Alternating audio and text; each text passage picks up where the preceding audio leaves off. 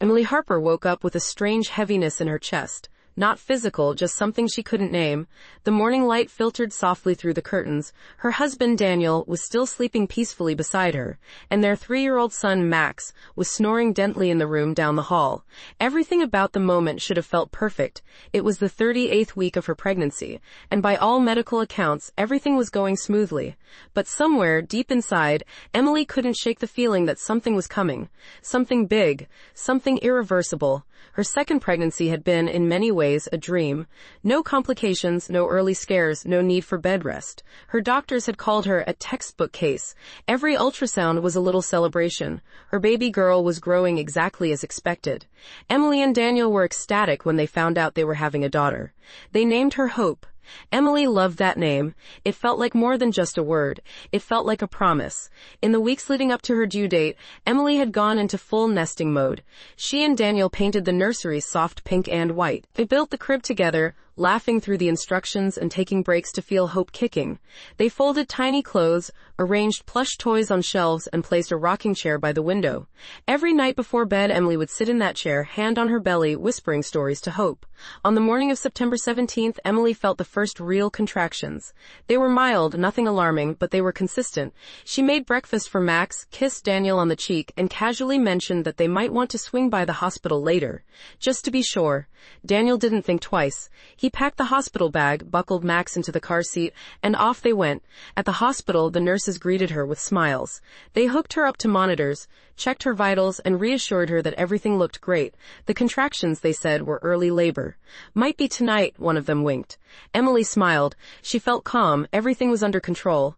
But things changed fast. Within an hour, her water broke, suddenly and violently. The monitors spiked. Her contractions became sharp, fast, and agonizing. Her blood pressure dropped. She became pale, disoriented.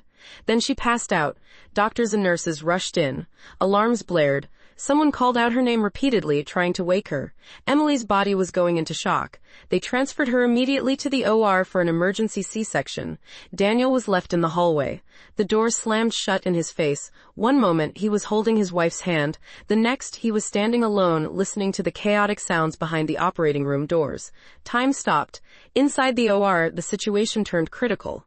Emily had suffered an amniotic fluid embolism, a rare and often fatal condition where the baby's amniotic fluid enters the mother's bloodstream, triggering a violent allergic reaction. Her heart stopped. She stopped breathing. Her organs began to shut down. The doctors focused first on delivering the baby, knowing the mother might already be gone. Hope was born at 2:13 p.m., crying, breathing, alive. But her mother wasn't. Emily's heart hadn't restarted. The team tried everything: defibrillation, chest compressions, adrenaline. They fought for over 6 minutes. At one point, her EKG was a flatline. One of the doctors whispered, "Call it." But another kept going, just one more shock. Daniel didn't know what was happening. A nurse came out to tell him that the baby was okay, but her voice cracked when he asked about Emily. She didn't answer. That silence was louder than any scream.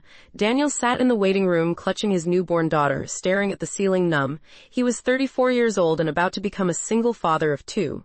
But somewhere, deep inside, something rose up in him. Something primal, fierce, unrelenting. He stood up, still holding hope, and walked into the ICU, where Emily's body lay connected to tubes and machines. Her skin was pale, her lips blue, her chest unmoving. But she was warm. That's what caught him. She was still warm. He placed Hope gently on Emily's chest. He whispered into her ear, "She's here, Em. She's perfect. But she needs her mom, and I need my wife." Then he prayed, out loud. Not a quiet, polite prayer, a desperate, broken cry. He called everyone he knew, his parents, Emily's parents, their church group, friends from college, co-workers. He didn't care what they believed in. He asked them all to pray, now. Right now, and then something happened. Emily's EKG beeped, a single pulse, then another. Her heart began to beat, slowly, irregularly but beating. Her chest rose ever so slightly. A nurse screamed for the doctor. They rushed back in, restarted oxygen, stabilized her vitals. It wasn't over, but she wasn't back either. For 14 hours, Emily lay in a coma. Her brain had been deprived of oxygen. Her lungs were weak. The doctors warned Daniel that if she did wake up, she might never be the same. But he didn't care. He stayed at her bedside all night, reading to her, playing the lullabies they used to sing to Max, telling her about their daughter's little fingers and perfect eyes. And then, just before dawn, Emily moved her fingers. At first, Daniel thought he imagined it, but then she opened her eyes, barely, just slivers, and he saw something unmistakable: recognition. Tears streamed down his face. "You're back," he whispered. "You came back to us." The next few days were filled with uncertainty. Emily couldn't speak at first. Her lungs were still healing, her body weak. But slowly she improved. Day by day, moment by moment, her brain scans came back normal, her reflexes returned. And on the fourth day, she asked, in a rasp barely above a whisper, "Where's Hope?" Daniel brought her into the room. Carefully, he laid their daughter in her mother's arms. Emily cried, not sobs, just silent tears flowing down her cheeks as she kissed her daughter's forehead. Hope opened her eyes and looked at her mother for the first time. The nurses cried. Even the surgeon who had performed the emergency C-section wiped his eyes. Emily Harper had died on the operating table, clinically, for 6 minutes, and yet she was here, alive, conscious, holding her baby. In the weeks that followed, her recovery was nothing short of astonishing. Physical therapy, breathing exercises, follow-ups with specialists, all of it went better than anyone had predicted. The doctors admitted it.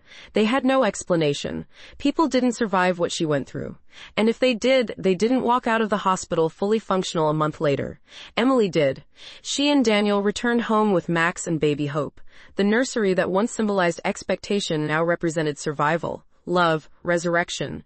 Today, if you ask Emily how she survived, she'll point to 3 things: prayer, her husband's refusal to give up, and hope. Not just the baby, but what her name truly meant. Hope was more than a daughter. She was a reason to fight, a reason to come back, a reason to live.